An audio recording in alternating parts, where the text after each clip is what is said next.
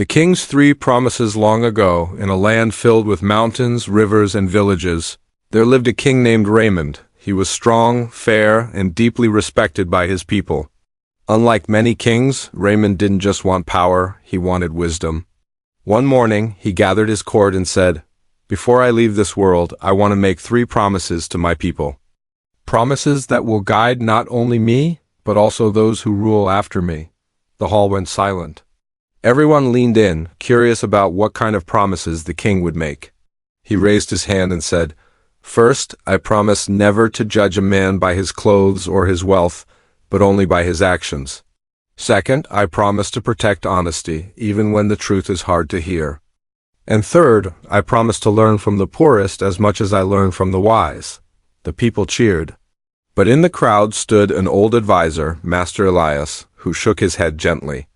Later that evening, Elias told the king, "Promises sound sweet, but words are like arrows, they fly quickly. The real test is when life gives you trials. Only then will we see if you can keep your promises." The king nodded. Deep inside, he knew Elias was right. The first test, judging by appearances. A year later, a young man dressed in torn clothes came to the palace gates. Guards stopped him, thinking he was just a beggar. But the man insisted, "I have something important for the king." The king allowed him in. The man bowed and said, "My name is Samuel. I may look poor, but I carry knowledge. I know how to build a canal that can bring water to your dry fields." The court laughed. How could a ragged man know more than the royal builders? But King Raymond remembered his first promise. He didn't judge Samuel by his clothes. Instead, he gave him a chance. Weeks later, Samuel's canal brought water flowing into the farmlands, saving the kingdom from drought. The people praised the king's wisdom for trusting Samuel, and Raymond whispered to himself, "One promise kept." The second test, protecting honesty. Years passed, and the kingdom grew. One day, a group of merchants arrived with beautiful gifts for the king: silk, jewels, and spices. Everyone admired their riches. But Samuel, the poor man who had become the king's friend, came forward and said, "Your Majesty, these merchants are not honest. They cheat the villages by giving false weights and charging more than they should." The merchants turned red with anger. "He lies!" they cried. "We bring wealth to your kingdom. Don't listen to a poor man." The court grew tense. If the king stood with Samuel, he would lose the merchants' wealth. If he stood with the merchants, the poor villagers would suffer. King Raymond stood tall and said, "My promise is clear. I must protect honesty, even when it hurts." Samuel speaks the truth.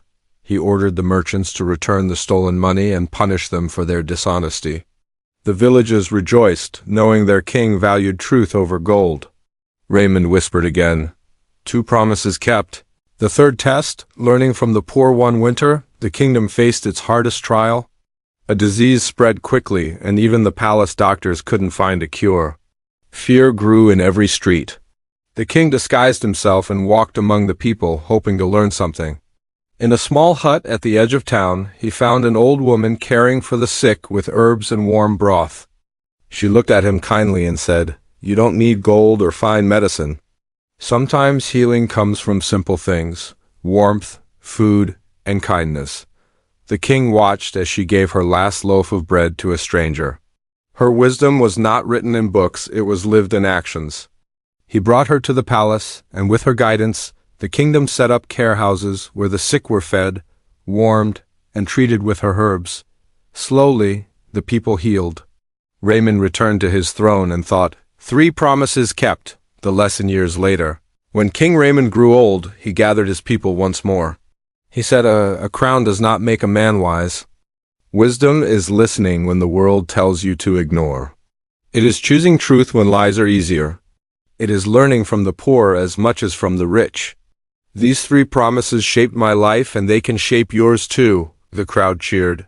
Not because he was their king, but because he had been true to his word.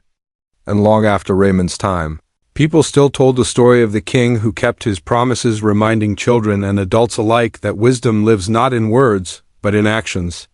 Moral of the story: true wisdom comes from keeping promises, protecting truth, and valuing every person, rich or poor.